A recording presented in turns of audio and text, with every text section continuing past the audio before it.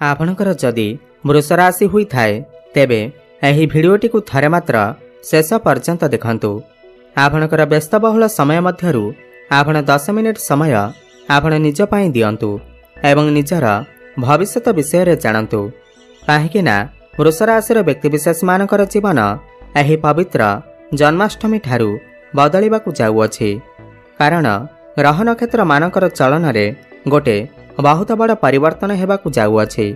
देवगुरु बृहस्पति पुनर्वसु नक्षत्र रे प्रवेश करबाकू जाउछंती, जाहाकि से तांकर सो नक्षत्र अटे।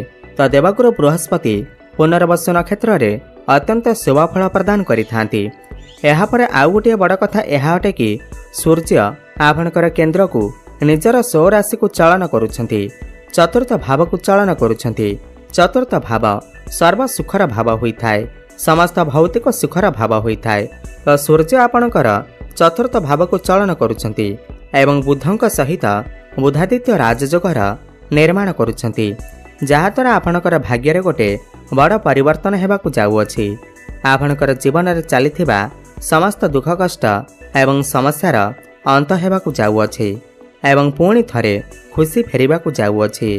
देखंतु बुध शुक्र एवं सूर्यंकर राशि परिवर्तन हेबाकू जाउअछि एवं बृहस्पति शुक्र मध्य आपणकर धन भाव रे लक्ष्मी नारायण राजयोगर निर्माण करुछंती, जहाद्वारा आपणकर जीवन रे किछि बड़ हेबाकू जाउअछि। आपणकर जीवन रे चलिथिबा समस्त दुख कष्टर अंत हेबाकू जाउअछि। पुनर्बार एही जन्माष्टमी ठारू आपणकर जीवन रे खुशी फेरिबाकू जाउअछि।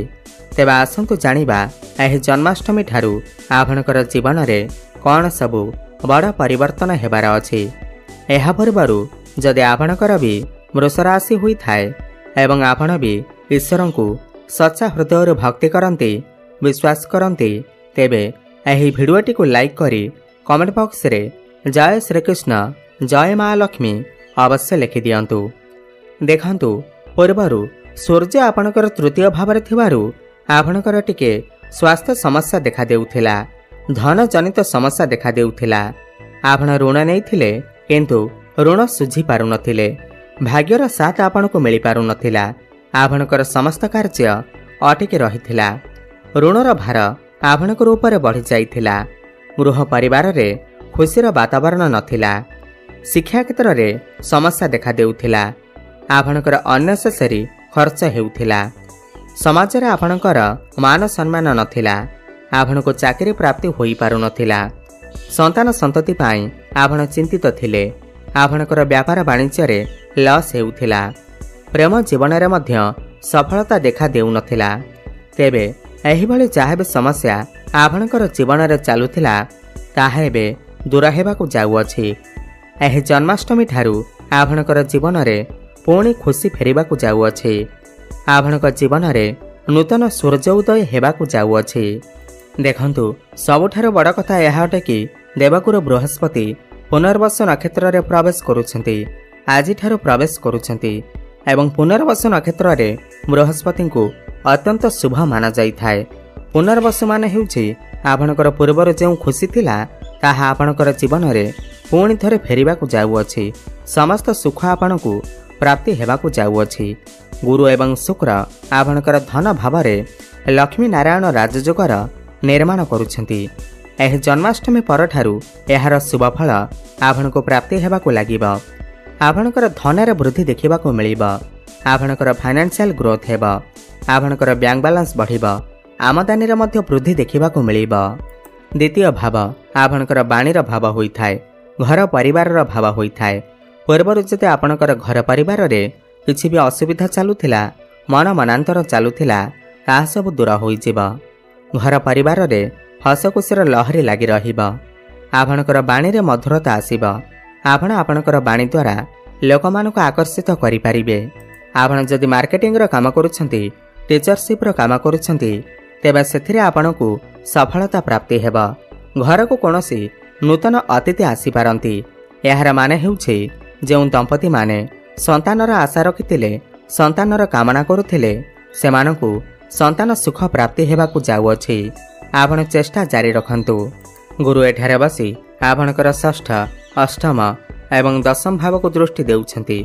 षष्ठ भाव को देखिबार माने हैला आपण जदि पूर्वर किछि ऋण नैथिले करचर मायचाले फसी जाइथिले किंबा आपणकर केही भी आपणकर शत्रु थिले आपणकर किछि क्षति करबा को चाहुथिले किंबा कोर्ट कचेरी रे किछि आपणकर मामला चलीथिला तो मामला आपणक सपक्ष रे जीव। आपणकर जेते भी शत्रु थिले सेमानकर दमन हेबा। शत्रु मानक ठारे आपणको मुक्ति मिलि जीव एवं समस्त ऋण करजरु आपणको मुक्ति मिलि जीव। अष्टम भाव को देखिबार माने हैला अष्टम भाव को गुरु एवं शुक्र दुई जण दृष्टि देउछंती। अष्टम भावरु देखिबार माने हैला आपणको कोनोसी गुप्त जगारु धन प्राप्ति होई पारे, कोनोसी जगारु गुप्त ज्ञानर अध्ययन होई पारे, पौत्रिक संपत्तिर आपणको लाभ प्राप्ति हेबा एवं गुरु आपणकर कर्म भाव को देखुछंती एवं सूर्य मध्य आपणकर चतुर्थ भाव को चलन करिवे एवं सीधा दृष्टि आपणकर कर्म भाव को देबे एवं पूर्वरु राहु आपणकर कर्म भाव माने क्यारियर भाव रे विराजमान अछंती। तो कर्म क्षेत्र रे एही जन्माष्टमी परे बड़ सफलता देखिबा को मिलिबा। किछि ना किछि बड़ परिवर्तन अवश्य घटिबा को जाउई अछि। हुए तो आपणकर ट्रांसफर होई पारे, हुए तो जदि आपण पूर्वरु चाकरी करछंती ताहले आकस्मिक भाव रे आपणकर प्रमोशन होई पारे, सफलता मिलि पारे। जो माने बेरोजगारी अछंती, जो मानक पाखरे कोनोसी भी चाकरी बाकरी नाही सेमानको आकस्मिक भाव रे चाकरी मध्य प्राप्ति होई पारे। आपण चेष्टा जारी रखंतु। आपणकर समस्त इंटरव्यू रे आपणको सफलता प्राप्ति हेबा। कर्म क्षेत्र रे आपण किछि बड़ करबा को चेष्टा करिवे। आपणको सम्मानित करा जाई पारे। आपणको पाखकु नुआ नुआ काम आसी पारे एवं आपण समस्त टार्गेट को अचीव करिबारे सफलता हासिल करिवे। देखंतु आपणकर भाग्य भावर अधिपति एवं कर्म भावर अधिपति मध्य आपणकर लाभ स्थान रे विराजमान अछंती। तो आपणको सर्व सुख प्राप्ति हेबाकु जाउअछि। चारि दिगरु आपणको लाभ ही लाभ प्राप्ति हेबा। केवल धनर लाभ नुहे बरम समस्त लाभ आपणको प्राप्ति हेबा। ताहा प्रेम जीवन रे हेउ, कर्म क्षेत्र रे हेउ, व्यापार वाणिज्य रे हेउ, भाग्य क्षेत्र रे हेउ आपणको लाभ ही लाभ प्राप्ति हेबा। बड़ भाई भणकर सपोर्ट आपणको प्राप्ति हेबा। पितांकर साहाय्य सहयोग आपणको प्राप्ति हेबा। आपण किछि बड़ जिनिसर क्रय करि पारंती, बड़ इन्वेस्टमेंट करि पारंती, बड़ कार्यर आरंभ करि पारंती। एही जन्माष्टमी परे आपण निजे देखिबे भाग्य आपणकर साथ देबा आरंभ करि देबा। आपणको छोट काम रे मध्य छोट छोट कामरु आपणको सफलता प्राप्ति हेबा। आपण एक्स्ट्रा इनकम करिबाकू मन बळै पारंती एवं सेथिरे सफल मते होई पारंती। कम परिश्रम रे आपणको बहुत अधिक सफलता प्राप्ति हेबा। आपणकर गृह रे कोनोसी शुभ मांगलिक कार्यर मध्य आयोजन होई पारे। आपण कोनोसी धार्मिक स्थान को मध्य यात्रा करि पारंती। कोनोसी धर्म कार्य रे आपणकर किछि पैसा मध्य खर्च होई पारे। देखंतु आपणकर पंचम भाव रे मंगल विराजमान अछंती एवं पंचम भावर अधिपति बुध मध्य आपणकर चतुर्थ भाव सुखर भाव को चलन करिवे। तो सर्वप्रथमे आपणको प्रेम जीवन रे सफलता मिलिबा। पूर्वर जदि आपणकर प्रेम जीवन रे किछि मन मनांतर चलीथिला, कथावार्ता बंद होई जाइथिला, ब्रेकअप आदि होई जाइथिला, तो सेमानकर पुणी थरे कथावार्ता होई पारे। प्याचअप हेबार मध्य संभावना बनुअछि। आपणकर भल पाइबा विवाहर रूप मध्य नै पारे एवं जो माने भी सिंगल अछंती सेमानकु नूतन पार्टनर मध्य मिली पारंती एवं जो पिला माने विवाह बयस होई जाइछि सेमानकर विवाह होई नाही तो सेमानकर घर को विवाह प्रस्तावना आसी पारे एवं विवाह मध्य फाइनल होई पारे। शिक्षा क्षेत्र रे मध्य आपण बहुत अधिक उन्नति करिवे काहेकि ना ज्ञानर कारक ग्रह बृहस्पति पुनर्वसु नक्षत्र रे प्रवेश करुछंती। यार माने होउछि आपण शिक्षा क्षेत्र रे बहुत अधिक उन्नति करबा को जाउछंती, किछि बड़ डिसिजन नेबा को जाउछंती। शिक्षा क्षेत्र रे किछि ना किछि परिवर्तन करबा को जाउछंती। आपण उच्च शिक्षा करबा पई बाहर को जाई पारंती। एही जन्माष्टमी परे जदि आपणकर किछि एग्जाम अछि, कॉम्पिटिटिव एग्जाम अछि, तेबे सेथिरे आपण निश्चिंत भावरे उत्तीर्ण करिवे।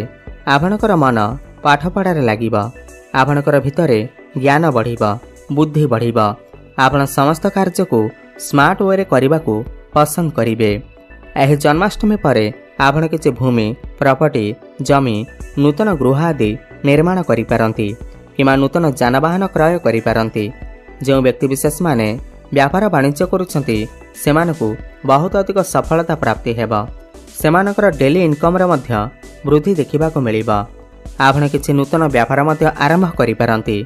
पार्टनरशिप रे आपण किछि व्यापार वाणिज्य आरंभ करि पारंती जहाँ भविष्य रे आपणकु लाभ प्रदान करिबा। वैवाहिक दाम्पत्य जीवन मध्य सुखमय व्यतीत हेबा। आपणकर लाइफ पार्टनरकर क्यारियर रे मध्य ग्रोथ आसीबा। आपण दुई जण मिसी किछि फैमिली प्लानिंग मध्य करि पारंती। बड़ डिसीजन नै पारंती। एवं जो माने भी ऑनलाइन रे काम करूछंती, डिजिटल मार्केटिंग रो काम करूछंती, जो माने मॉडलिंग क्षेत्र रे अछंती, स्टेशनरी शॉप अछि, कृषि भित्तिक कार्य करूछंती, कंस्ट्रक्शन काम करूछंती, सेमानको बहुत अधिक सफलता प्राप्ति हेबा। एह जन्माष्टमी परे आपण बहुत अधिक छोट मोट जगह को मध्य यात्रा करि पारंती। तो मोटामोटी देखा गले यह जन्माष्टमी पर वृष राशि व्यक्ति विशेष माने समस्त क्षेत्र में उन्नति करने को जाउछंती। ताहा शिक्षा क्षेत्र हेउ, भाग्य क्षेत्र हेउ, कर्म क्षेत्र, व्यापार वाणिज्य क्षेत्र हेउ, समस्त क्षेत्र में उन्नति करने को जाउछंती। अधिक शुभफल प्राप्ति करने पाई आपण प्रत्येक दिन माँ लक्ष्मीकर आराधना करंतु एवं शुक्रंकर बीज मंत्र जप अवश्य करंतु। ओम द्रांग द्रिंग द्रंग सह शुक्राय नमः 108 थर प्रत्येक दिन जप करंतु। कुकुर किंबा काऊ को किछि खाइबा को दियंतु। हनुमान चालीसार पाठ करने सहित सूर्य को जलार्घ्य अर्पण करंतु। शुभफल प्राप्ति हेबा सहित आपणकर भाग्य रे उन्नति आसीबा। धन्यवाद।